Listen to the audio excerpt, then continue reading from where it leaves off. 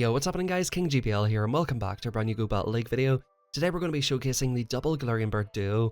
We've got Galarian Zapdos and Moltres here. In the last video I reached 2500, we hit veteran for the first time ever in Go Battle League, but unfortunately after that I got completely destroyed. I went 0 and 5 straight afterwards, and I was getting 2 frees, 1 4s, a couple of free 2s here and there. It was like I was doing extremely well, and all of a sudden I just could not win a single match sometimes.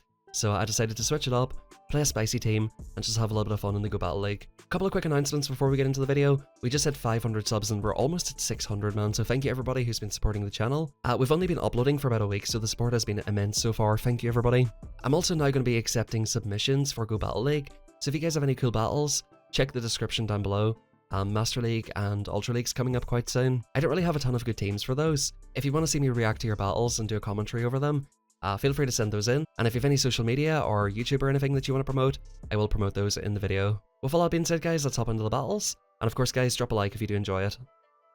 So this matchup right here, Swampert comes back in, and he's getting mated and greeted by a punch to the face by a big jumping bird, and in comes the Toxapex as well, which is going to get absolutely destroyed by Venusaur. Venusaur actually surprised me quite a lot. My thinking behind this was, one Lantern and this team is dead. So I wanted to run Venusaur in the front, but of course it kind of leaves me like double weak, ABA weak to flying and ice. I'm like triple weak to ice. If Frostlass does come through, like Frenzy Plants completely obliterate Frostlass, and I might be able to get a farm down. So it's actually a little bit closer than you would think. Walreins are not that common anymore, and you do neutral damage against those. Actually super effective damage, isn't it, with the water and ice typing. You sort of can handle the ice types with Venusaur lead, but of course flying would be a little bit difficult, unless you go for the Moltres matchup with Ancient Power. But anyway, Swampert decides to hydrate the Venusaur, and we'll just show him the Galarian Moltres just to let him know I've got it. And that's a pretty easy win right there. This definitely was a really fun team to run, but to be honest with you guys, I went pretty negative quite a lot with it. I got a few free 2s and a few 2 frees and even a 1-4 here and there. The last couple of days has been really tough in the Go Battle League. I feel like a lot of people are switching up the Pokemon they're using, and the meta is just ever shifting. It's about the last month or so before the season ends, and of course people are trying to get to Legend, so people are switching up their teams, trying to go for different kind of setups, and it is a little bit hard to predict. I think I will be going for more reliable teams in the future, because I do personally want to get at least to Expert. If I can get above 2750 in my like third or so season of Go Battle League, I will be very happy with that. But in comes the Noctowl guys, and we can do quite well here. The Moltres puts in a lot of damage, and these Ancient Powers are going to chunk. Now unfortunately, I did not manage to get a single boost off the Ancient Power. But we're going to shield up this next guy attack here, and we're going to go for yet another Ancient Power. The opponent is basically forced to shield up if they want to take switch. And if the opponent fires back here, I'm going to go ahead and just let it go. The Noctowl is pretty low, it's pretty much the biggest problem out of the way. And I think you guys can see what's coming here. If you guys seen my previous video, you know what's about to happen here. We're going to get taken out with a Sky Attack, and in comes Big Zapdos. He's going to absolutely bounce his way through this Noctowl. We will of course shield up the Sky Attack, because that'll just completely destroy the Zapdos. It would destroy an entire generation of Zapdos, and in comes the Brave Bird. The opponent does swap out there, as soon as I get farmed down, which, I mean, there's not really that much I can do, to be honest.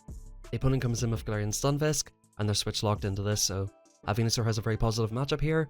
We're going to go for Frenzy Plant number 1. The opponent is going to try to farm up, but with a Zapdos sitting in the back with about 60% health, and these Frenzy Plants coming flying, like there's really not a whole lot they can do. They can come back in with Noctowl, and this is why Venusaur is so strong. You can actually farm down the Noctowl, and that's a good game right there. Noctowl actually has a very good matchup obviously against Venusaur, but Venusaur can get off those Sludge Bombs. If you do get ahead in energy, and potentially get a beat or 2 in there, you can actually take out the Noctowl, I believe, in 2 Sludge Bombs. So that is the one really good thing about it. I've seen a lot of people running Chestnut lately after the Community Day, which of course has the fighting moves, which is really good against steel types. Unfortunately, I actually missed Chespin Community Day, so I'll have to wait till the end of the year before I can get that. I don't think I'm willing to burn in the late TM, but we have a pretty positive matchup right here, especially because Medichams are just always running this power up punch. We're going to go in here and go straight for the Frenzy Plant. The opponent, we do win CMP there by the way. The opponent CMPs us, and I'm just going to call it. I think this is going to be a power punch. We can eat an ice punch that's not boosted. If they get the power punch and then the ice punch, it is a little bit more dangerous. So we're going to go ahead and fire the second one here. The opponent will get there slightly before us, and I realize the opponent kind of needs to start throwing ice punches right here. So I'm going to go ahead and shield, see if we can get their shields down. Go for a little bit of an overfarm and for the frenzy. and the opponent's in a very tough position here. If they don't get that bait off and we're up on shields, it is so rough for them, and we actually get this all our Frenzy Plant off. The opponent must be just furious at this point, and we do take out the Medi. We've got a shield advantage, and we won switch, so the opponent decides to top left, and that's a very quick one right there. So next battle right here, we're coming in Venusaur into Defense Deoxys. This is quite a tough one actually, because Defense Deoxys runs a Psycho Boost, so I do try to catch the Psycho Boost on Moltres, which would be resisted. A lot of people don't realize, but Moltres has got a dark typing.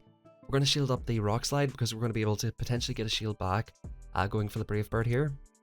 We go for the Ancient Power Bait, hoping to get the shield, or hoping to get the boost, which by the way, I did not get a single boost off this.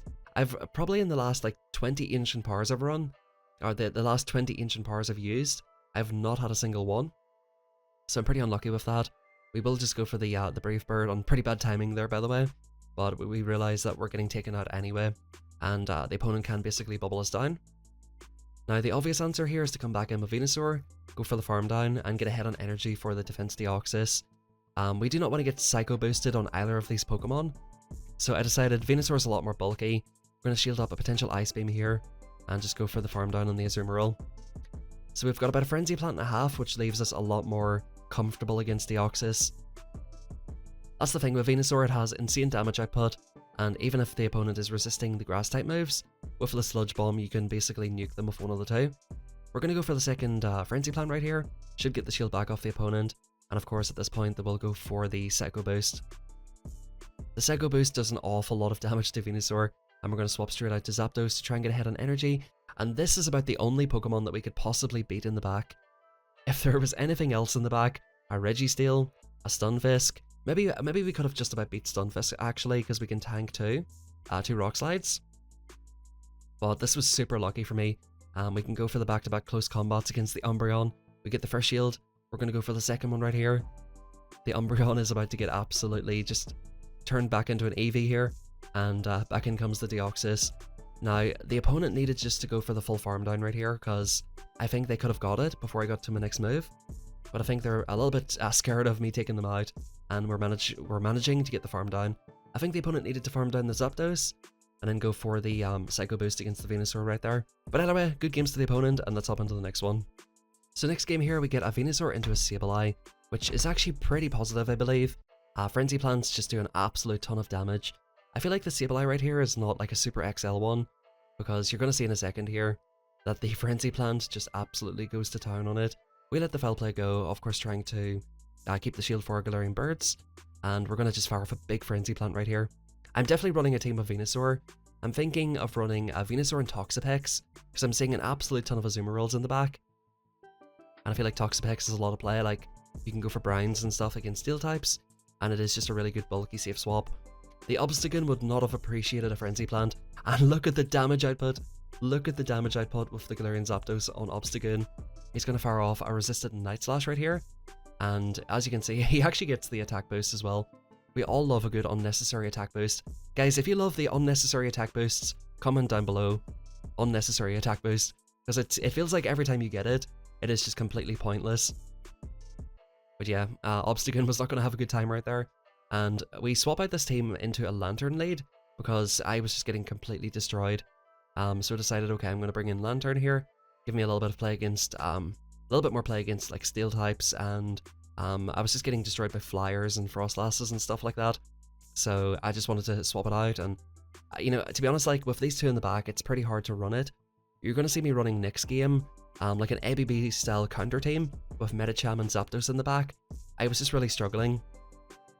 Now that I think about it, I think a Stunfisk lead might be quite decent with the both birds in the back. In comes Trevenant here, and this gives us half a chance. The opponent does swap out, and we can go ahead and basically tank anything they throw. Now, this does not eat Shadow Balls the same way that Trevenant does. That would tickle, or that would tickle a Noctowl, I should say. So that is the one disadvantage with Galarian Moltres.